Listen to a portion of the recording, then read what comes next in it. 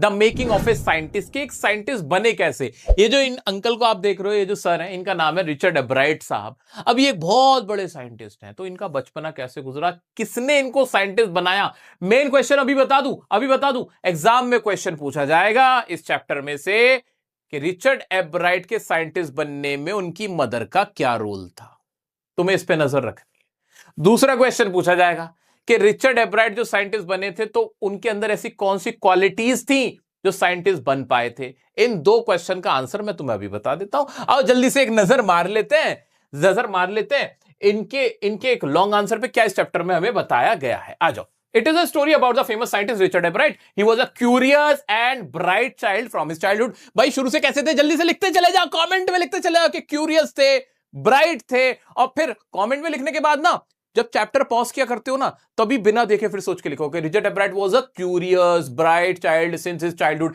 ऐसे करके। His mother encouraged his interest in learning. इनकी मदर ने क्या क्या किया, एग्जाम का क्वेश्चन है मेरा बच्चा, घोल के पी लो यहीं के यहीं। इनकी मदर ने सबसे पहला काम किया गया, एनकरेज किया इनको। She took him on trips, bought him telescopes, microscopes, cameras, mounting material and other equipments. भाई उनकी मदर ने उनको इंकरेज किया, उनको ट्रिप्स पे लेके जाती थी, उनको कैमरा, माइक्रोस्कोप्स और अदर इक्विपमेंट्स उनको दिलाती थी, टेलीस्कोप उनको दिलाती थी।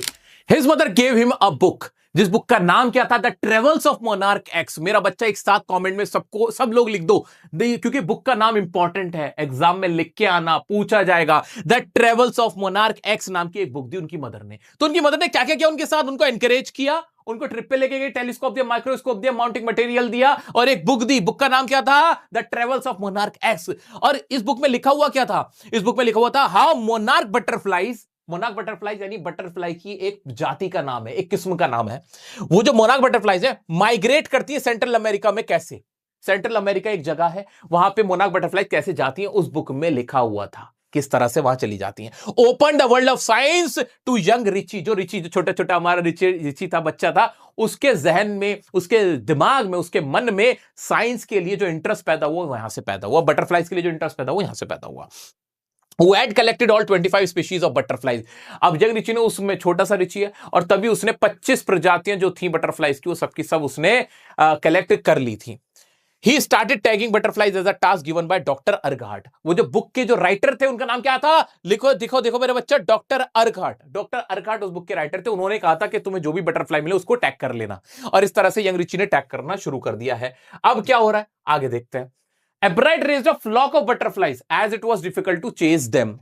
एब्राइट ने जो पूरा झुंड था जो बटरफ्लाइज का, उसको पूरे झुंड को ही रेस करना, पालना शुरू कर दिया, टैगिंग करने के बजाय। वन बाय वन नहीं कर रहे थे, मतलब वो उसको पाल रहे थे। 25 स्पीशीज उन्होंने पूरी कलेक्ट कर ली थी इस तरह से। मेन बात अब शुरू होती है। When he was in 7th grade, जब वो 7th ग्रेड में थे, 7वीं क्लास में थे, he participated in county science fair with a slide of frog tissue. उन्होंने एक फ्रॉग टिश्यू लिया और उसकी स्लाइड लेकर गए, कहां पे, साइंस कंपटीशन में। लेकिन क्या हुआ, ही लॉस्ट, वो हार गए। अरे भाई इतना ब्रिलियंट साइंटिस्ट हार गया। He lost and realized that he needed to do real experiments, not just showing models। उनको समझ में आ गया कि उनको ना कुछ रियल एक्सपेरिमेंट करने होंगे, सिर्फ मॉडल्स ही नहीं दिखाने से कुछ काम बन पाएगा। He wrote to doctor Urquhart asking him some suggestion।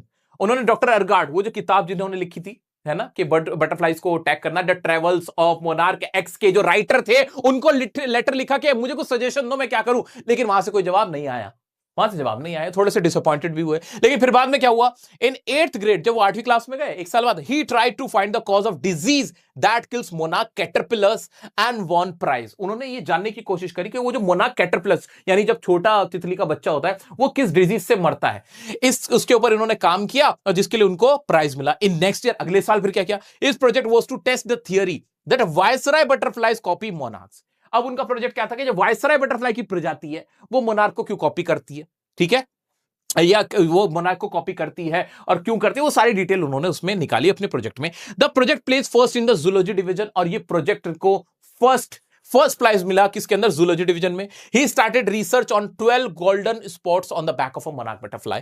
अब इन्होंने क्या किया, मोनार्क प्यूपा इनफैक्ट, अब क्या किया इन्होंने, अब इन्होंने जो मोनार्क जो बटरफ्लाई होती है उसका जो बच्चा होता है ना, पहले कैटरपिलर, प्यूपा, ये सारी जो पूरी उसकी एक सीरीज होती है, ऐसे फिर वो पूरी बटरफ्लाई बनती है। तो उन्होंने कहा कि 12 गोल्डन स्पॉट्स होते हैं, मोनार्क प्यूपा पे। तो वो क्यों होते, किस लिए होते? सिर्फ वो सुंदरता के लिए होते? नहीं, सुंदरता के लिए नहीं होते। इन्होंने क्या निकाला? He found that the gold spots were responsible for realising a special hormone. वो एक हार्मोन होते हैं जो कि उनके लिए नेसेसरी होते हैं उनकी ग्रोथ के लिए। तो ये इनकी डिस्कवरी थी। तो एग्जाम में अगर क्वेश्चन आ जाए, जो कि कम आता है, कि what was the discovery, what was the important discovery of Richard एब्राइट about monarch pupa, या 12 गोल्डन स्पोर्ट्स, या फिर उनकी क्या क्या रिसर्च थी, या क्या क्या उनकी डिस्कवरीज थी, तो ये सारी डिस्कवरीज थी। इंपॉर्टेंट लाइन है, एक दो बार पढ़ोगे याद हो जाएगा, लिखते चले जाओ, ठीक है। He discovered that DNA is the blueprint for life. उन्होंने बताया कि डीएनए क्या होता है, लाइफ का ब्लूप्रिंट होता है। He was good at debating. इसके अलावा अब यहां तक कहानी, डिस्कवरी कौन कौन सी थी? डिस्कवरी याद रखना मेरा बच्चा, क्या था? एक तो माइग्रेट कैसे करते हैं मोनार्क बटरफ्लाई, ये उनकी डिस्कवरी थी। कौन सी डिजीज से मरते हैं, ये उनकी डिस्कवरी थी। और जो एक और वायसराय वाला पॉइंट था, वो याद रखना कि वायसराय बटरफ्लाई कॉपी करते हैं मोनार्क को। क्यों कॉपी करते हैं, मैं डिटेल में नहीं जा रहा, क्योंकि तुमसे मैं नहीं मानता कि इतना डेप्थ में सवाल पूछा जाएगा कि भाई पूरी ही उनकी आप साइंस की पूरी डिस्कवरी बताओगे इतने 2-3 पेजों में, ऐसा आपसे नहीं पूछा जाएगा, एक मोटा मोटा पूछा जाएगा। तो ये सारी डिस्कवरी आप बता दोगे। 12 गोल्डन स्पोर्ट्स के बारे में बता दोगे। मोनार्क प्यूपा के जो 12 गोल्डन स्पॉट्स होते हैं वो एक हार्मोन होता है जो कि उनकी ग्रोथ के लिए इंपॉर्टेंट होता है। और DNA is the blueprint of life, DNA is the blueprint for life, ये वाला पॉइंट आपको याद रखना। ये सारी डिस्कवरीज थी। He was good. एक बार ये कमेंट में सारी डिस्कवरीज लिख देना, एक बार खुद से लिखोगे याद रहेगा, ऐसे टाइप कर दो कमेंट में, और उसके बाद फिर बिना देखे लिख देना, वीडियो को पॉज करके जब चैप्टर पूरा हो जाए। आगे बढ़ते हैं। He was good at debating. अब इसके अलावा वो किस किस में अच्छे थे भाई? वो डिबेट में बहुत अच्छे थे, और वो एक अच्छे स्पीकर, बहुत बढ़िया थे, पब्लिक स्पीकर थे, और कैनोइस्ट भी थे। तो उनका इस सब में भी शौक था, यानी ब्रिलियंट आदमी थे। तो अब ये चैप्टर तो यहां खत्म हो गया, ठीक है। अब सवाल वही होगा इसके अंदर कि वो ब्रिलियंट साइंटिस्ट कैसे बने, और उसका जवाब ये रहा तुम्हारे पास। ब्रिलियंट साइंटिस्ट बनने के लिए आपको क्यूरियस होना पड़ेगा। आपको यहां पे नहीं था, सॉरी, मैंने यहां पे लिखा होगा। ब्रिलियंट साइंटिस्ट बनने के लिए आपको क्या करना पड़ेगा? आपको एक तो हार्ड वर्किंग होना है, सबसे इंपॉर्टेंट तो क्यूरियस होना है, हार्ड वर्किंग होना है, कंसिस्टेंट होना है, हार नहीं मानी, कंसिस्टेंसी आपके अंदर होनी चाहिए। तो ये जो इंपॉर्टेंट वर्ड्स होते हैं आपके अंदर, रेजिलियंस होना चाहिए, क्योंकि वो हार गए थे, उनको कोई प्राइज नहीं मिला था, लेकिन उन्होंने हार नहीं मानी थी। डॉक्टर एगार्ड को जब उन्होंने लेटर लिखा था, सजेशन मांगे थे कि मैं किस चीज पे रिसर्च करूं। तो ये सारे उनके पॉजिटिव पॉइंट्स हैं जो आपको पता होने चाहिए। दूसरा एक छोटा सा क्वेश्चन जो तुम्हें याद ही रखना है, वो पॉइंट क्या?